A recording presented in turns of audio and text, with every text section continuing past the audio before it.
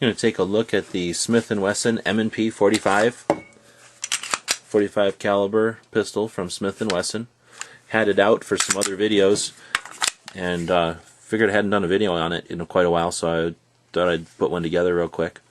Just one of my favorite pistols. Smith Wesson, in my opinion, a great company. U.S. company, U.S. made.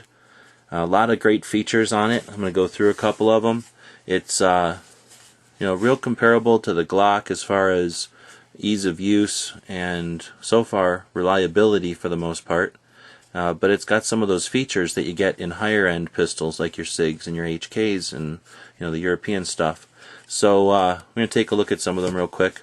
It's a double stack. This one happens to be a 10 round magazine, and there it lacks just a little bit because the USPs, or excuse me, and there it lacks just a little bit. The XDs can beat them in magazine capacity, so can the HKs. But double stack magazine. It's unique in the fact that it's got this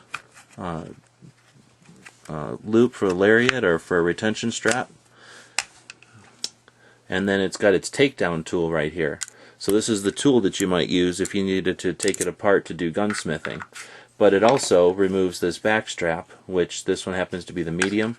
But when you buy the pistol new, it'll come along with a new and a small and a large. So the small will be a smoother contour, and the large will be an even larger swell, depending on the size hand you might have, or if you're wearing gloves, or even better yet, for a Crimson Trace laser module, which basically is the same exact dimensions.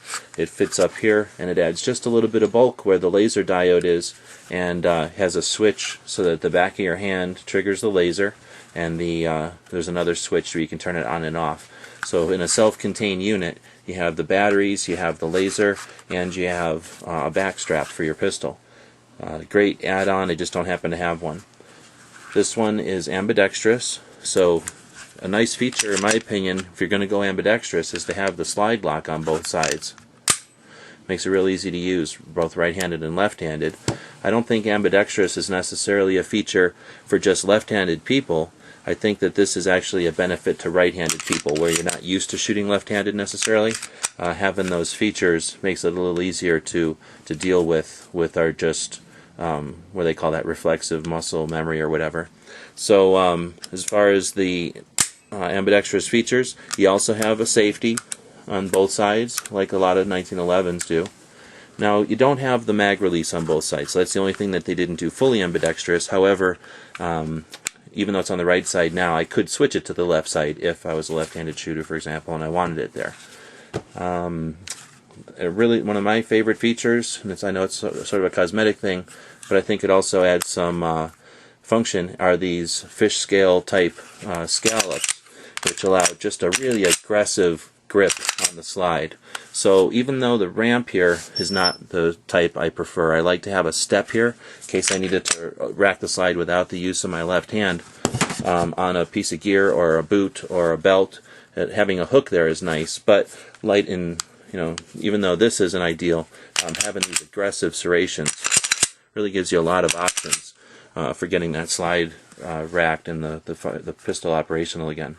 You've got the rail with 3 notches so that it will accommodate both the regular and the smaller size lights that you might use. The trigger guard is substantial.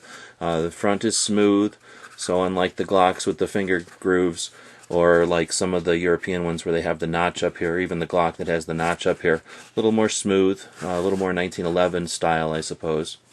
Otherwise, it's a very smooth design, very comfortable in either hand.